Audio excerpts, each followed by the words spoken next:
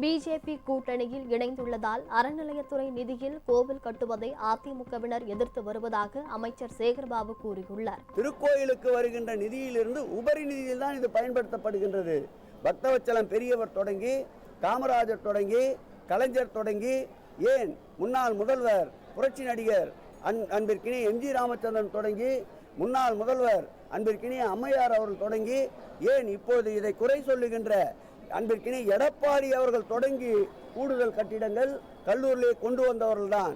இவர்கள் சேர்ந்திருக்கின்ற இடம் இப்போது அப்படிப்பட்ட இடம். அவர்களுடைய திருப்திக்காக இவர்கள் மேலும் கட்டி அணைக்க வேண்டும், அரவணைக்க வேண்டும் என்பதற்காக இப்படி மனசாட்சியை விட்டு இப்படிப்பட்ட குற்றச்சாட்டுகளை சொல்லிக் கொண்டிருக்கின்றார்கள்.